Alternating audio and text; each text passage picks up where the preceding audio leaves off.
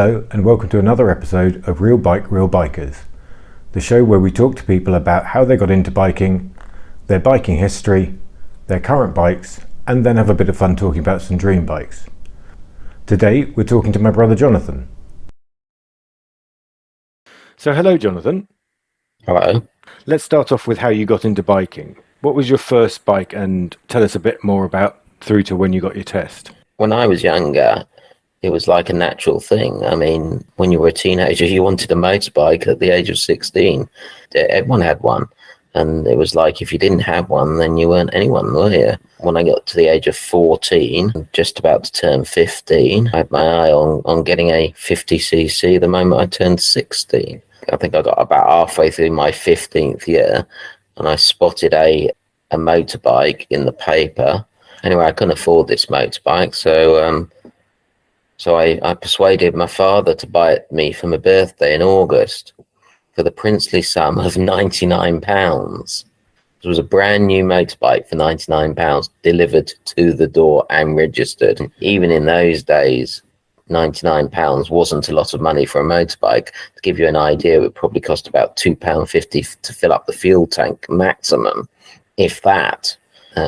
I think if you bought a fizzy, that would have been nearer £500. So there was a reason this motorbike wasn't very expensive. It wasn't particularly beautiful either. And what bike was it? It was a Suzuki OR50. It was like meant to be a retro style chopper type bike. Unfortunately, the saddle looked a bit silly on it when it was new. And so this wonderful little motorbike turned up. It turned up about 6 months before I could actually ride the thing. So I spent most of those 6 months practicing and learning how to ride it on the front lawn of the house. Round and round and round and round I went.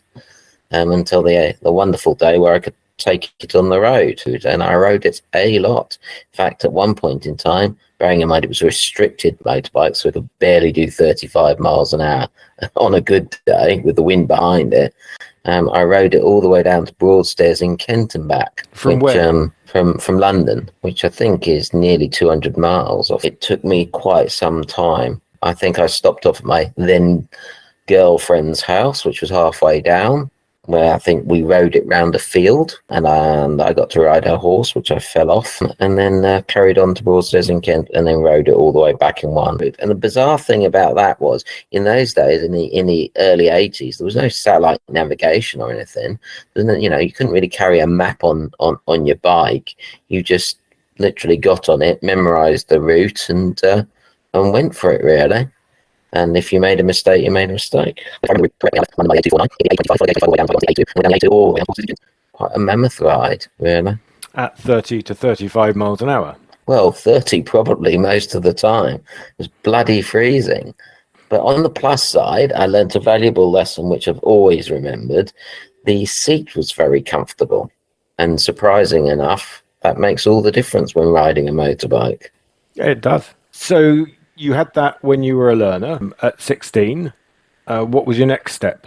So I moved on. Now, in those days, you could actually ride a motorbike up to 250cc on L plates. It changed in the early 80s. I acquired a 250 Dream, which was a 1978 version in what I can only describe as a yellowy puke yellow colour. And I rode that around a little bit until the law changed and you had to ride a 125 motorbike. I don't think I owned another motorbike after that for some time. So did you do the normal bit of buying a car at that point and having a driving license, a normal car driving license? Apart from the odd stints on 125 mopeds that were borrowed, lent and leased, and I might have used for a period of time, the majority of the time I spent in cars, really. So when did you take your test? What led you to take your test, and how many times did it take you to pass? I think I took my test in 2000 early 2000, and I passed it first time. It was one of these 5 or 7 day courses, and I did it up in Halifax, West Yorkshire, which was interesting. And when I actually took my motorcycle test, I wasn't followed by a motorcycle at all. I was followed by a car. Why was that? The test centre was a little bit antiquated, and the instructors, whenever it rained, did it in cars. Okay, that's unusual. And then he did this leaping out and putting his hand up. He said, drive around this block 4 times, and said, I will jump out in front of you and wave my board and you must stop. I thought the bloke was bloody brave because, as you can see, I wear glasses, so my eyesight wasn't the best. It was a wet and rainy day and my eyes was a bit blocked. So I think there was a fair to even chance that I'd run the bugger down. But you didn't. Well, I passed my test, so I don't suppose there were any casualties on the route. Okay. And what made you go back to riding a motorbike? Commuting, really, to be honest. I was working in Leeds at that time and living in Halifax, so it was a bit of a commute. It was just cheaper, really. And what was your first choice of motorbike then, as a commuter bike? I got a Yamaha Diversion. I can't remember what the initials are, but it's a 600cc motorbike. A truly awful motorbike, to be honest. What was so bad about it? When I first got it, I don't know what was going on with the bloke who had designed the exhaust pipes, but the exhaust pipes, they come out like spaghetti bloody junction from the front of the bike and look truly awful. So I had to get them changed so they looked aesthetically pleasing. I mean, it was nice enough, but it was just a mediocre commuter bike. So there was nothing exciting about it. And it came with some really good panniers, some massive, great round panniers, which was fine. Although, to be honest, in excess of 100 miles an hour, they made the bike a little bit unstable, as I found out. It did what it needed to do, which was the main thing. But I'm one of these that keeps me bikes rather than swaps them every so often. Can't remember how many years I kept it, probably 3 or 4. Okay. And the other thing about it was the bloody chain. I got sick to death of altering the damn chain on it. That was always every 2 or 3 weeks you had to adjust the damn chain. So it's just adjustment and cleaning and that sort of thing of the chain as well? Or? Yeah, I did a bit of cleaning, but adjusting the train was a bit of a pain, yeah. Other than that, I mean, I had heated grips on it, so that was all right in the winter. There's nothing really much to say about it, really. So did you bore of it then? Is that why you didn't keep it for any longer? Or did you do like loads of mileage on it, or what? What led you to move on? It was just a combination of factors. I think I came into a little bit of money at that point in time, so I had the opportunity of upgrading the motorbike. I fancied something a little bit more interesting, and yeah, so I just thought, well, I'll go for a bit of an upgrade. And what did that lead to?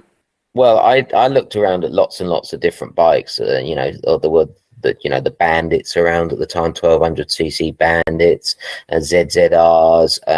I think the Hayabusa had just come on the market as well, but that was a little bit out of my price range.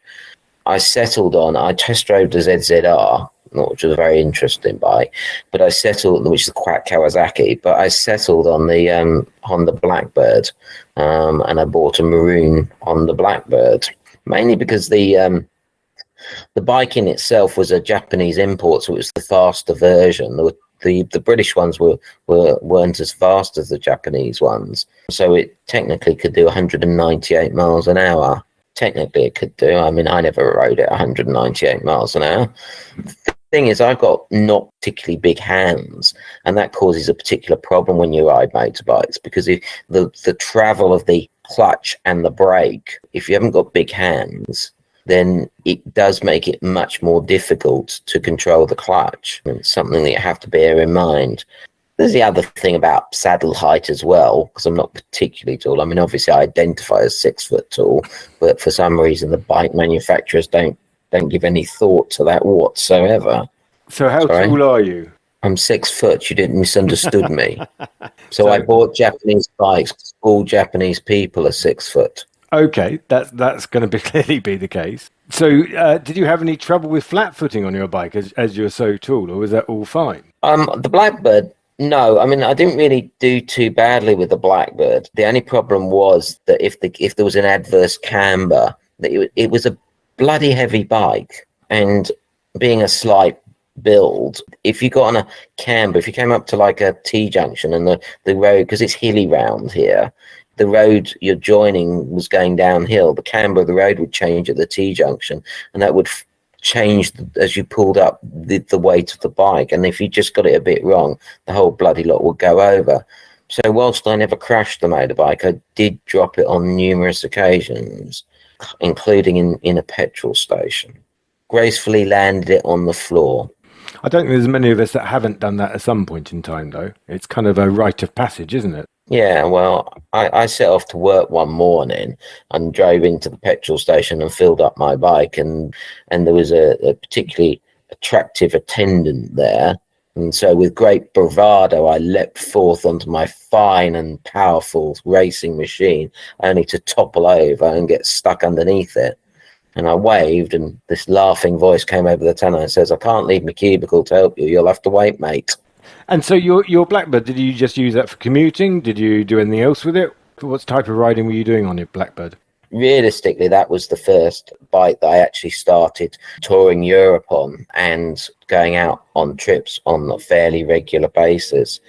I went all over on it. I mean, I remember going on a trip around France with a friend on the pillion on the back.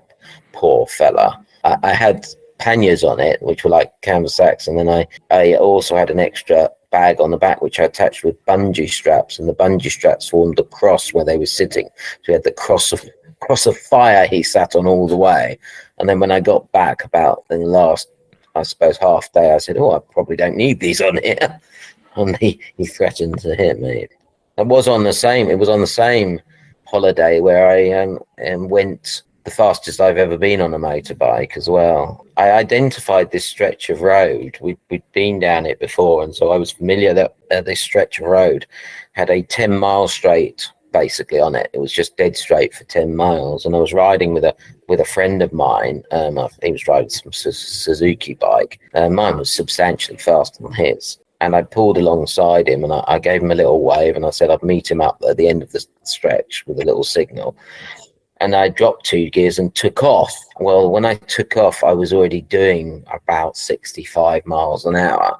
And the acceleration on that bike was quite substantial anyway. So I took off from 65, went up to 100 quite quickly. And we had this code between myself and the pillion where if the pillion wanted anything, they would tap me or something. But otherwise, they would just carry on. Anyway, I suddenly got this tapping on my leg, and I thought, "Oh, this guy's game." Look at him. He's very excited about this. He's urging me on. So I put down the pedal and went up through 100 and 110. And the tapping got very more enthusiastic. And I thought, "Oh, back of me. He's very game, this guy." 120, tap, tap, tap, tap, tap. But the man wants more. 130, tap, tap, tap, tap, tap. 140. Thought, bugger me, this guy's now tapping with his arms and legs. He's like a bloody jockey on the back here. He's encouraging me to go faster and faster. So eventually I topped out 150 miles an hour.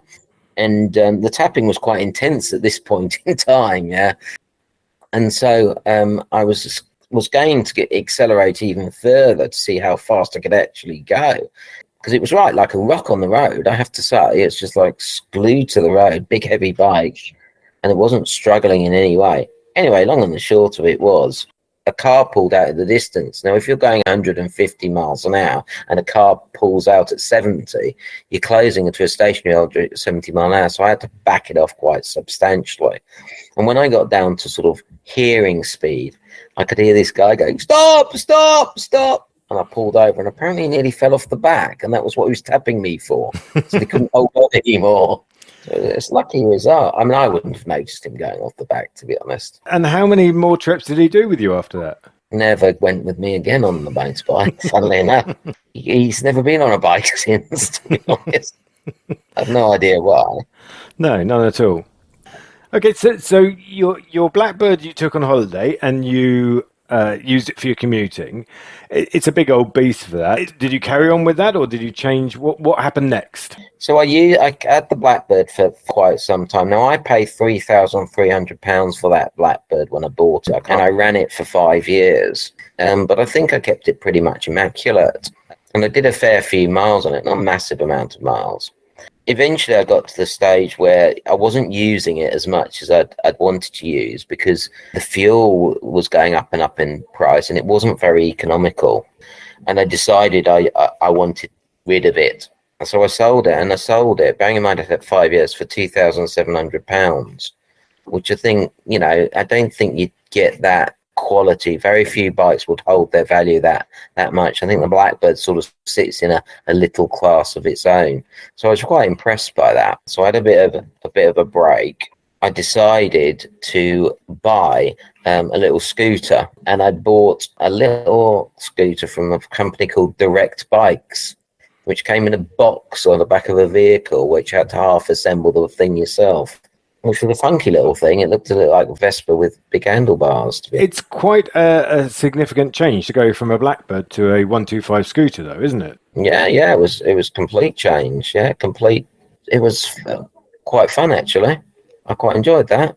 I think a lot of people get all this, this is the most beautiful bike in the world, this is wonderful, this is the other. When you're sat on a motorbike, there's really two sensations, isn't there? There's the fact that you're sat on a saddle with a pair of handlebars in front of you, and there's the fact that you're riding it round the corner to its extremes. The bigger bike you get, the more difficult it is to get to that extreme, that thrill of going flat out around a corner.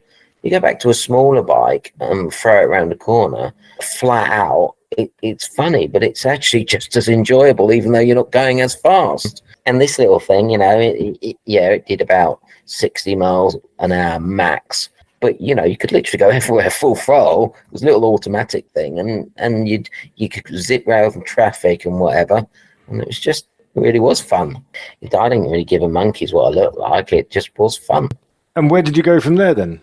Well, unfortunately, apparently, if you buy a cheap Chinese bike and you put it out on the road and you drive it everywhere at full throttle, the engine blows up. I think that's quite often the case with a lot of scooters. I had something very similar happen to me. Well, so at some point in time, the thing spouted out oil for no apparent reason. I think it blew a hole in its head gasket, and it wasn't as efficient as it used to be. Anyway, so I sold that. I only paid about £600 for it when I bought it, and I think I sold it for £200. I don't think that was too bad, really. And obviously, the oil would arrive just in front of the rear wheel. Helpful. But yeah, so I sold that, as I said, for a couple £100. And I bought a 250 Piaggio super scooter thing. And that was quite good. That used to go like the clappers, really. You had to be damn careful because the back wheel was smaller than the front wheel for some reason. So if you give it some welly at the lights, you go off snaking up the bastard road on any sort of slippery surface. Yeah, you could easily lose traction from the rear wheel of that. But yeah, I plodded around on that for a couple of years, I think. And what led you to change from that one then? Unfortunately, I had to get rid of the super scooter because I dropped it.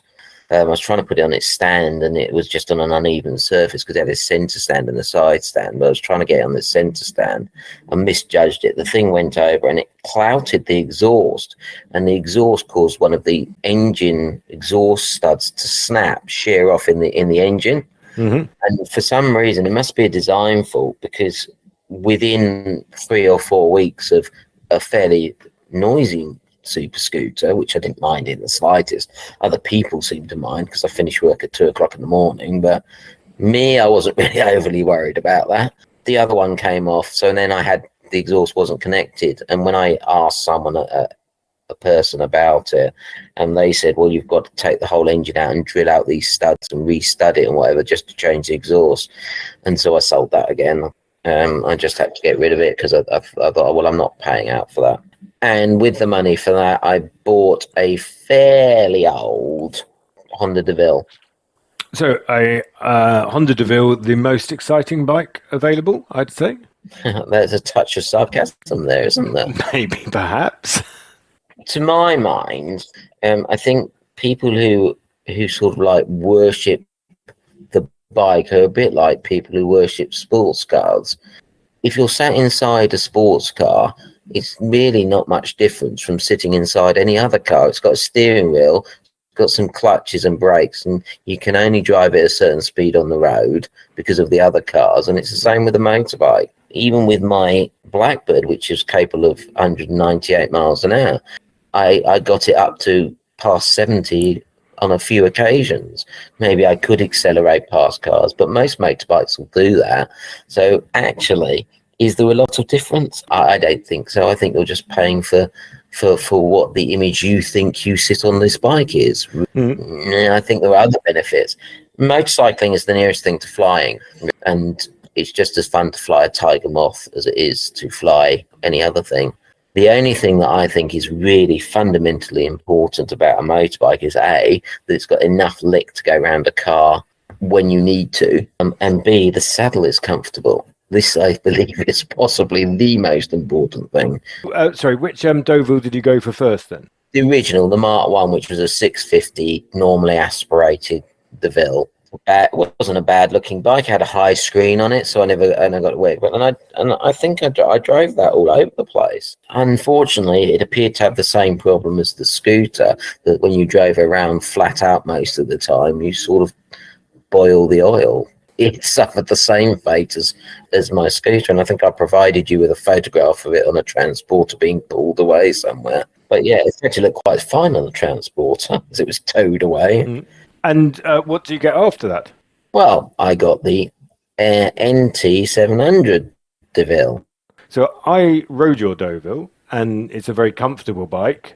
It's a very pleasant place to be, but to ride it is a little bit agricultural. Oh yes, it's definitely an agricultural machine. It's it's clunky, it's shaft driven. For my everyday bike, I would never ever go back to a chain bike. Yeah, I mean it's clunky, it's this, but I mean it picks up its skirts. It can do a fair lick. It's quite comfortable.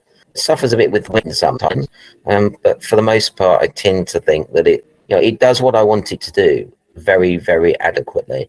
Yeah, so I bought that bike in 2017. I think I paid £2,100 for it. I think it's come from Spain, to be honest with you. If I speak to it in Spanish, it goes a little bit faster. It sits outside under a cover. It's 2024. So you and I have been on 5 trips together around Europe, and I can get on my bike here in Manchester and I can ride down to Ashford in Kent, which is approximately 5.5 hours. And the only time I stop and get off it is to fuel up the bike.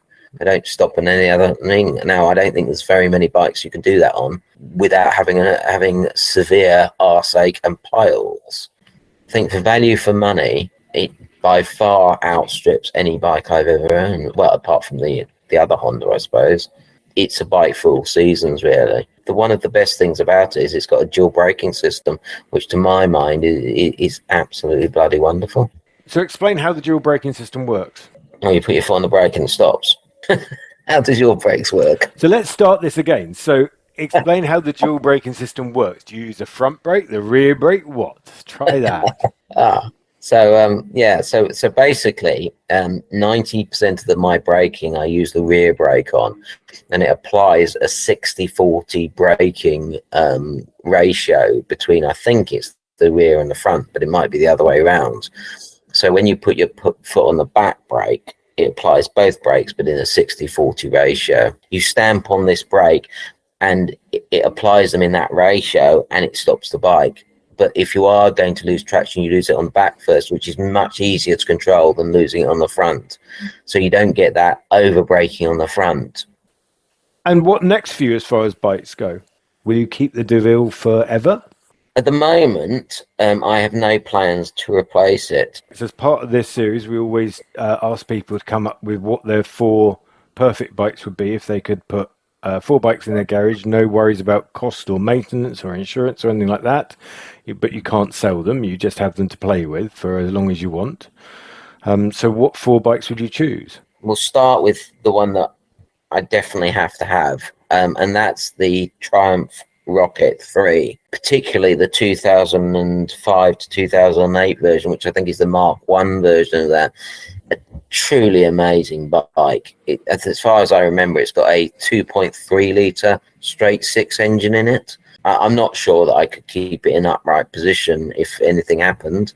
I don't think the Hulk could either, because it is very heavy. But there's something about that bike, for the moment I first saw it, I've always wanted to own. I probably want to live in California with the bike. I don't know whether I can do that, because I don't think it'd be much bloody use in Manchester. But given that it's my dream bike, and to have a dream bike, I'd probably have to have a dream house to put them in, because I don't have any room here. So given that I would have a dream house, it would be in somewhere hot, so with big wide roads, so it would be perfect for me, really. But as soon as you came to a stop, you'd fall off it. Well, you can have these little wheels that descend each side, can't you, or something? You can indeed. It is a bike that goes in a straight line and makes a big lot of noise, isn't it, basically? It's a feat of engineering over practicality, isn't it? Yes, there's absolutely nothing practical about that bike. I might completely change my mind if I've ridden one, but it's a dream, isn't it? So in my dreams, I'd be a reincarnation of Easy Rider. And number 2? So number 2, I truly believe once in your life you should own one or other of these bikes, and it's either a Moto Guzzi or a Ducati. And I denied between the Moto Guzzi and the Ducati, and I eventually settled on the Ducati, and it's a Ducati Torino 660 in like ashen grey. It's pure sports bike. You're not going to be able to ride it for more than an hour, to be honest, even though it looks good. But just the pure experience of owning and riding a Ducati, it's just the pinnacle of an Italian bike, in my view. It's beautiful. It's powerful. It's agile. It's not too it's not too big, and it's not too small. One of those that you could probably flick around through anything. Just a wonderful looking bike. It's more of something that you're going to have as a but in fact, both of your bikes so far you picked are almost more of something to have as a thing of beauty in your garage rather than a riding machine. Yeah, that's right. Well, you only have one riding machine, to be honest. Okay. You don't have more than one, right? These are things that beauty your garage. You take out and you experience that exquisite beauty. It's like champagne, isn't it? If you're going to have dream bikes, you have champagne, a rack of champagne, and then you have you've definitely got to have your red plonk that you drink every day. That's fair enough. Okay, so number 3. So number 3 is my plonk, my everyday plonk thing. And it's a Honda Goldwing DCT. If you look at that bike, I mean, it's a beautiful bike to behold. It really is pleasing to the eye. It's the one I want. It hasn't got the rear top box and any of that bollocks on it. It's just a sleek mini. It almost looks like the Bat bike. I would have chosen a Pan-European, but the Pan-European really isn't sort of out there anymore, is it? And the Goldwings sort of replaces that. It's sort of the similar caliber. It's got the big engine, it's a big bike, and yet it's also probably quite maneuverable. And I think it's something that you could probably use as a commuting bike if you've got the money for the fuel. It would be a real upgrade, but in the same vein as my Deauville, really. It's comfortable. I could get on it, ride for 5, 6, 7, 8 hours, no problem at all, get to where I was going, in a nice sedately place. It's not something I'd throw around corners up, but it's got the power to do that if I wanted to, and you'd look supremely cool on it as well. I mean, the Goldwing was on my dream bike list as well. I can quite understand why you choose it. Though, for me, the reasoning was exactly the opposite, in that I thought it was an ideal touring bike rather than an ideal day-to-day bike. This is the thing. It depends what trip you do day-to-day, doesn't it? If you're commuting in London, it's probably not the best thing. If I were to look around for a bike to replace my current bike, it's very difficult to find anything.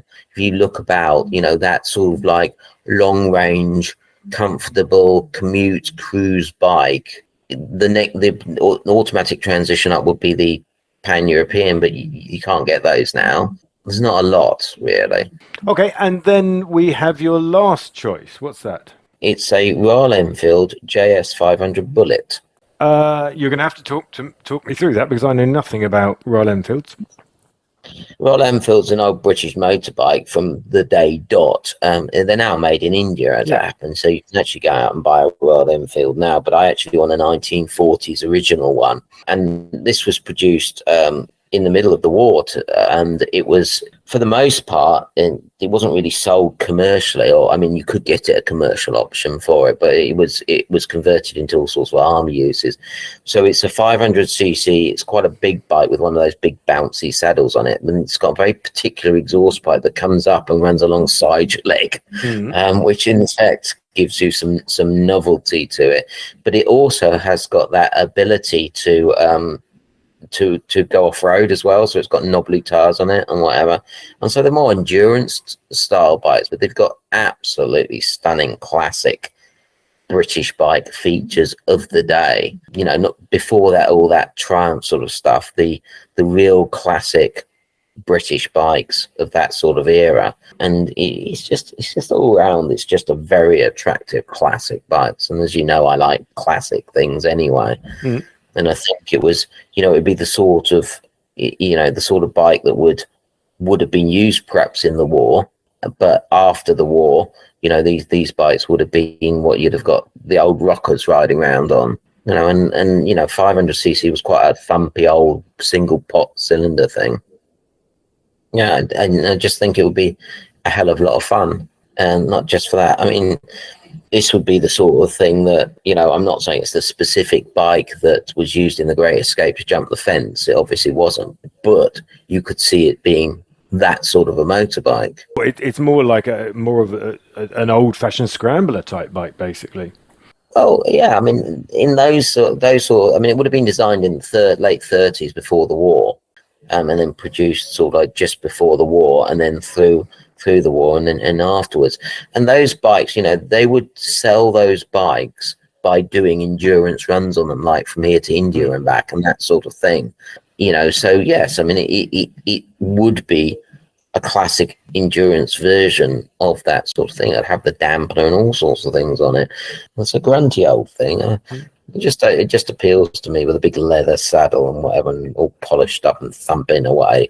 As you can imagine it going through the streets of some village in not California, but in England, you know, thump, bum, bum, bum, bum, bum, bum.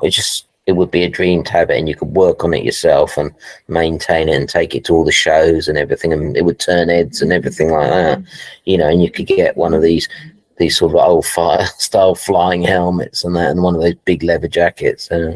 It's almost like your last bike is the one that most dreams are surrounding.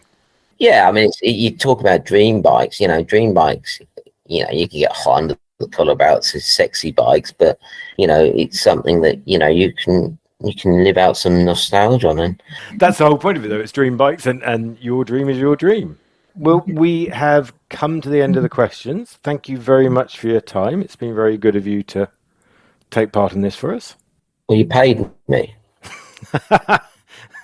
I wish. Well, you haven't paid me. No, I haven't paid you, and I'm not paying you at all. Just thank you very much. Shut up and go away. Bastard. Yeah. I've been entrapped, you bastard. Thanks for watching another episode of Real Bike, Real Bikers. If you'd like to leave any comments, do so in the comments below.